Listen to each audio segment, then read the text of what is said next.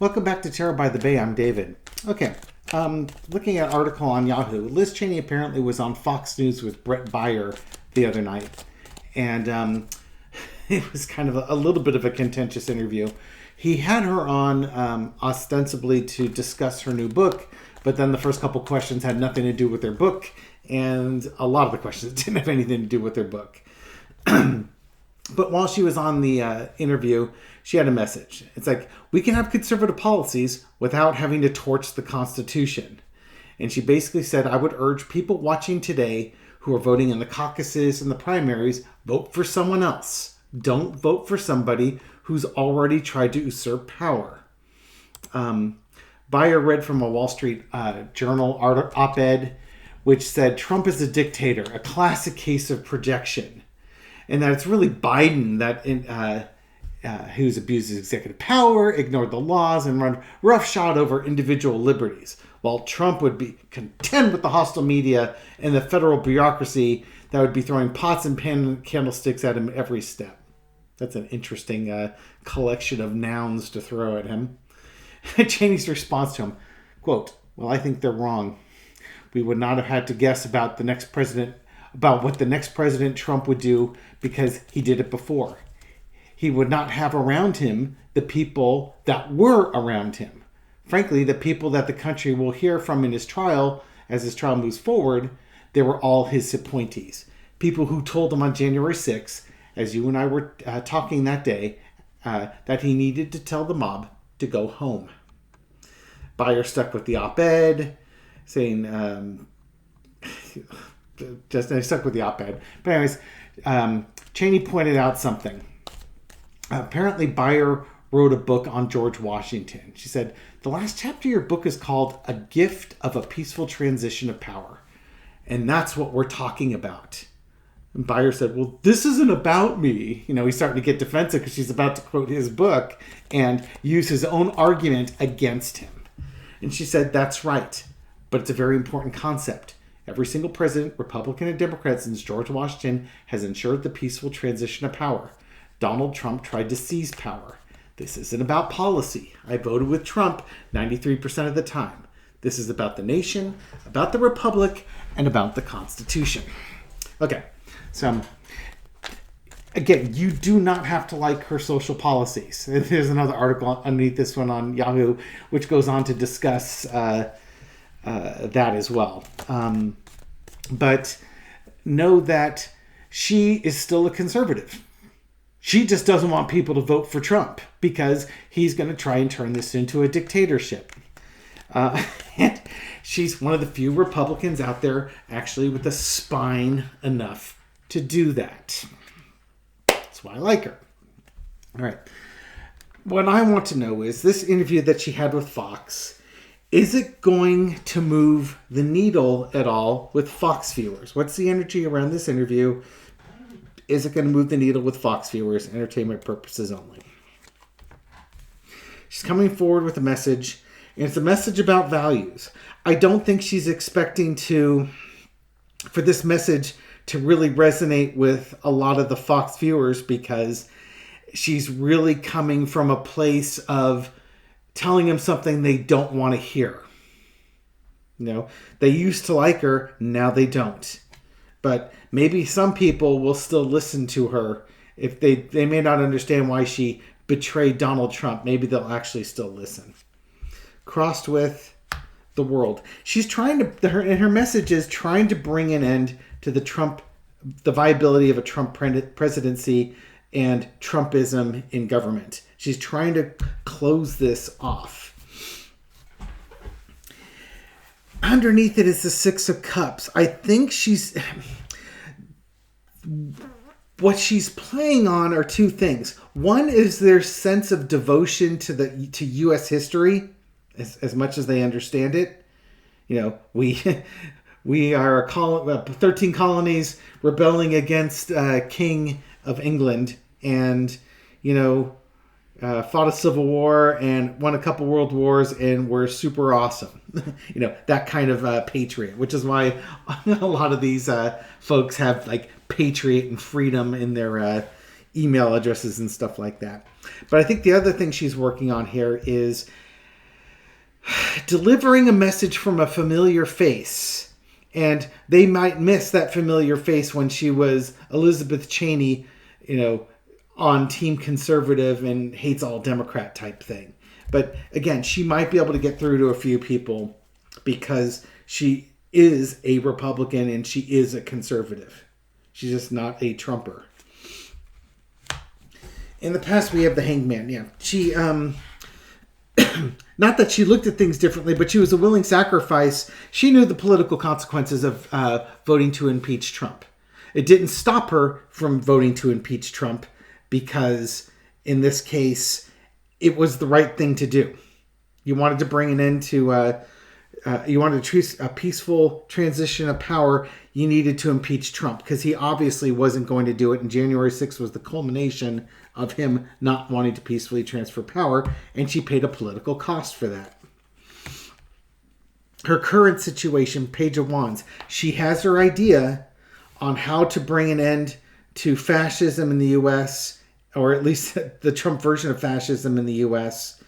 And she's paid a short-term price for it, but she's trying to change people's perceptions, and she's now going forward with that message, trying to change those perceptions, which leads us to this reading. What's going to be the impact? But what's the impact of her thing right now? She is trying to play on people's values. I was just mentioning about the history of the United States, and the rather simplistic history that anybody, pro-patriot 1776 at gmail.com has for their email address, reminding them about the long history of the United States. What makes this country special is the peaceful transition of power. And it's gone from George Washington all the way through Barack Obama. And it ended there. And it shouldn't have ended there. And what are people's values? Is Donald Trump just so much better than the entire history of the United States? That's where she's going at with this. One of the things that she said in the article, I don't know if I read this, I don't think I read this one, is that she pointed out that in the upcoming trial of Donald Trump, it's not going to be Democrats testifying. It's all going to be Republicans. It's all people that he appointed, he had in his inner circle. In that, it's not a witch hunt. This is what happened. You saw it with your own eyes. You heard it with your own ears. And it's in the court systems now. I think also she wants justice for the United States. She really does want to see him locked up. She has no love. There's no love lost for Trump. But I think she's also trying to defend democracy and trying to move the needle again with Republican voters to, go out with her message about the traditions and the history of America, and to remember that sometimes doing the right thing is hard. She's going to be victorious, though. She was successful in getting her message across. It helps that she's a familiar face. Okay, so that's good. She got through to some people. This kind of dovetails on my grumpy reading from yesterday. Like, how long do we have to deal with these idiots?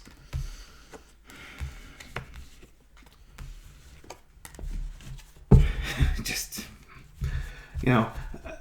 I get upset because it's like, come on, this is really simple. Just use your critical thinking skills. Just get them out of the closet, dust them off, strap them back on there. It's just, it's funny when you watch like Jordan Klemper or a couple other Young Turks interviewing QAnon Trumpers and just pointing out the contradictions, and then just watching them. Their brains can't handle it because they know both things and they're contradicting. And then they just sort of like, well, all I know is Trump is the best president ever. They reset to the basic, messaging, and they ignore the contradictions, because if they did, they'd have to admit they're wrong, and they can't do it or won't do it. But Liz Cheney got through to some people. And I think she's going to continue to get through to some people.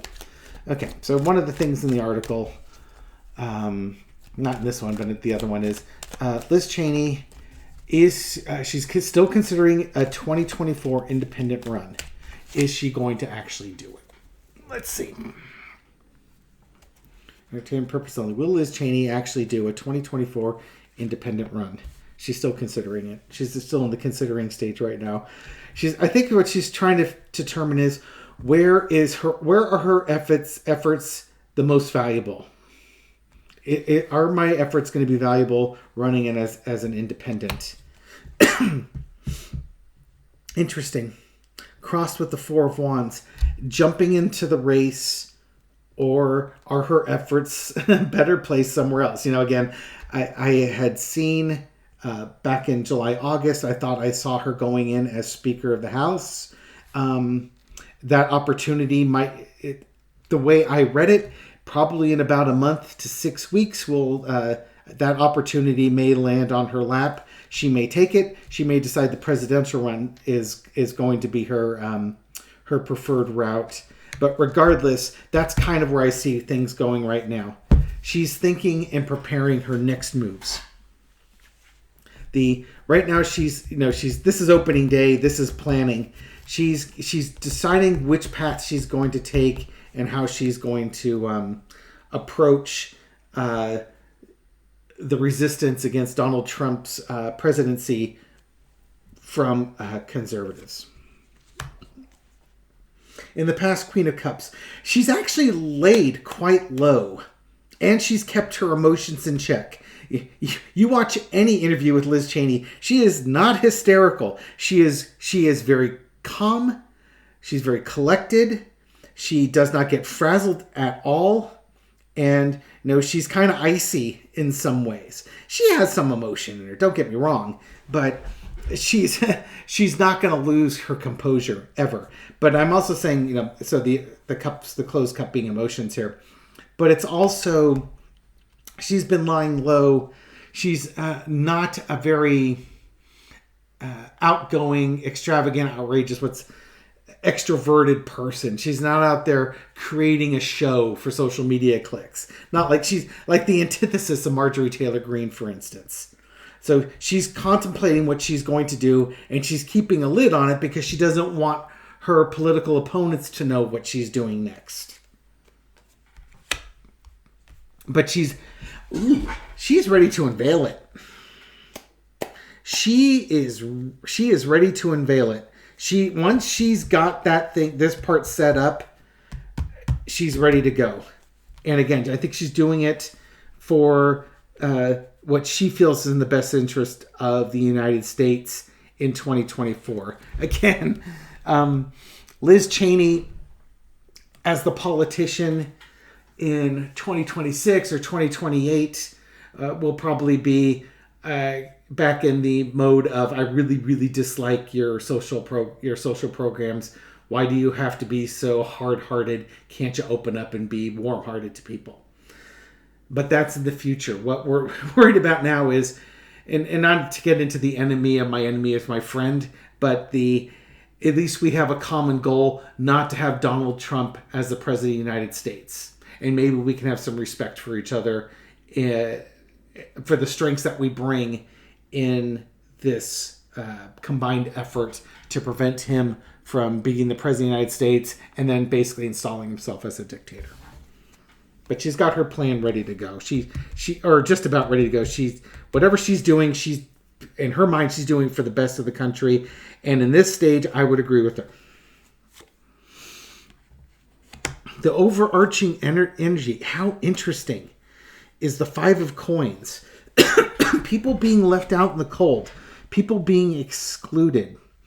Now, if she were going for the House speakership, this is going to be the budgets. This is going to be the budget. This is going to be like a government shutdown. And, this would be her going back to Congress as a House Speaker because the government's been shut down. They can't get the budgets passed. People are out there. And her messaging at that point would be, this is what traditional conservative values should be. doing the basic business of the House of Representatives and representing people. And if she became House Speaker, it's to show the dysfunction that's been in the House, especially surrounding the Freedom Caucus. And the Freedom Caucus is the biggest supporter of Donald Trump and his policies. So if you knock down the Freedom Caucus a peg or two, you're knocking down Trump and his congressional base as well. If this was going for the presidential election, she's going to talk to people about how Trump has abandoned them.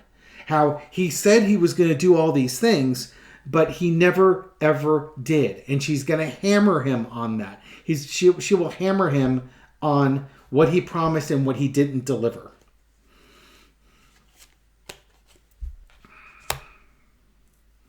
The lesson to be learned are the relationships, the agreements, and the contracts you get in, that you agree to. If I were leaning on all this, I still think she's looking at Speaker of the House with this. Around budget time, and the Democrats and the conservatives coming together to say, let's bring her in to right the ship in Congress. The House would be so close in numbers. There's like a 2-vote Republican majority that you need bipartisanship. And bipartisanship is what it's going to take to get a new House Speaker. Now, again, if this is about the presidency, this is about bipartisanship between Democrats working with like the Lincoln Project and Never Trumpers to prevent this man, Donald Trump, from being put in the White House again. He has no business being anywhere near the levers of power. After that, it'll be back to a more traditional competition between sides as to what candidate can you get in there that they feel best represents where America needs to go for its future. But in this immediate 2024 election, there's going to be some unusual alliances that we would not normally expect to see. Outcome, 2 of Swords. Okay. I still think she's looking to decide which path she takes. But interestingly enough, the outcome, once, I'm not saying she second guesses herself. Got a bunch of 2s here. Look at it. You got these 2 cups here. 2 of Wands, 2 of Swords. You have the 2 of Coins. It's almost like whatever decision she makes, there's going to be another fork in the road in a year's time. Basically, this gets you through the year.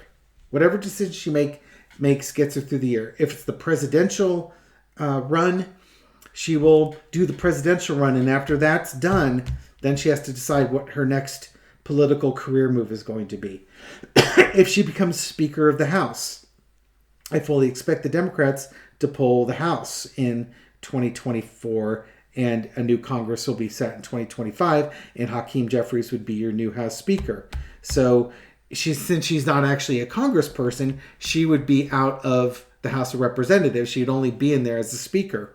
And then what does she do with her career? Regardless if she runs as an independent for president or if she takes the Speaker of the House, come 2025, she has the decision to make about her political future and which direction it's going to go.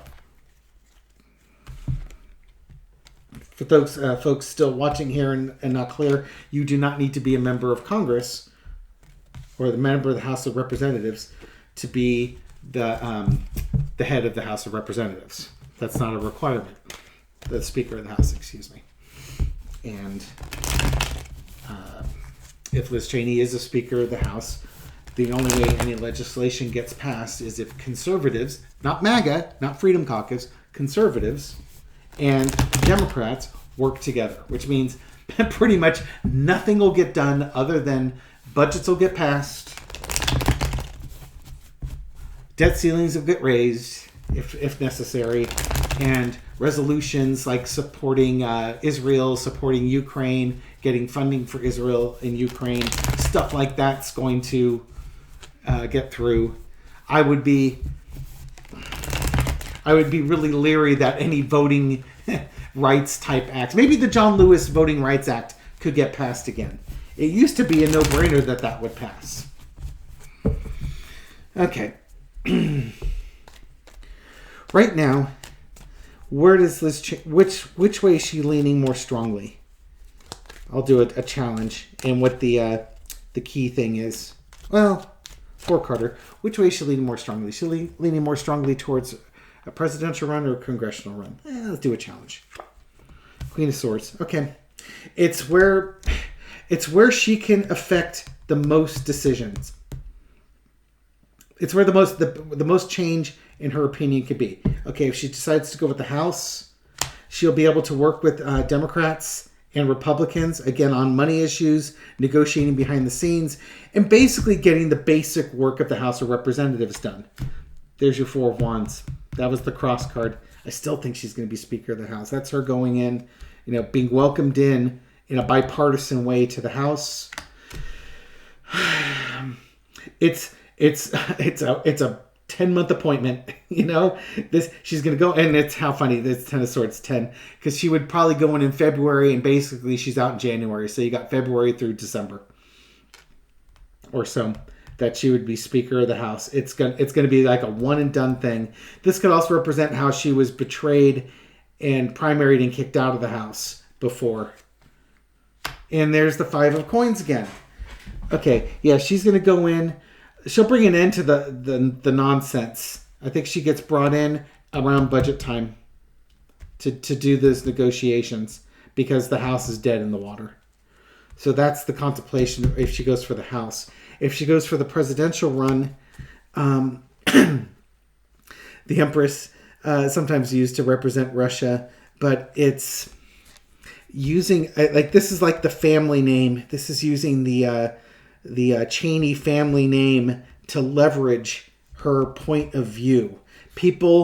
There are some people that are conservatives that do not like Trump, but aren't going to vote for Joe Biden, who will listen and would vote for Liz Cheney. It's like a protest vote, but it gives them a way out. Her message will resonate. She will have to move quickly to secure this information. She's going to go forward. She would go forward with her message about democracy and American values. And, kind of like this is your Minutemen patriot. It's time for the Minutemen to get up and ride. Come on, Paul Revere, you can do this. So it's almost like a Paul Revere moment. She's going forward and saying, the British are coming. The British are coming off. Authoritarian is coming type of thing. She would be able to get the message through because she's the right messenger for a certain group of people. And I really do think she could get through to those people. And it would be enough people to make a difference. Underneath it all is the Three of Wands. She's just about to do her announcement with it. She is waiting for her ship to come in. I think I would expect that January to February, and I'm going to guess like beginning of February, we're going to hear which decision she makes. She is right there ready to make a decision. She is right on the cusp of it. And really, I think comes down to she's probably already in negotiations with Democrats and some Republicans as this budget is coming up about a contingency plan, and she's weighing which of these she should do. Given the cards I've thrown so far, these cards have duplicates. This is a duplicate. This is a duplicate. I really think she's going to go this way with it. But she's got free will. She could go this way too. Okay. Again, I understand. Many of you will say, never trust Liz Cheney. I think in this case, in 2024, from December 2023 through December 2024, you have no choice but to trust her. You need to trust her. You may not like needing to trust her, but trust me when I say a lot of folks on the Republican side wouldn't want to trust us either. They wouldn't want to be in the situation where they have to trust us either. This is just one of those situations where you have to be an American rather than a Republican or a Democrat. And we know who the enemy is We know who the person that would destroy democracy is. And we have to work together to make sure that he does not have the opportunity. At that point, I believe the Justice card came up. Hopefully at that point, the Justice Department, Jack Smith and such, have done their job. Fani Willis as well has done their job such that he will no longer pose a political threat to the United States. But we're going to have to get through 2024 and maybe into 2025 to really drive that home. Okay? So those are my thoughts on it. Thank you very much for watching this video and supporting my channel. I appreciate it. I realize it's not what you want to hear, but you have to hear it. And I'm kind of a Liz fan in that regard. But, again, that's...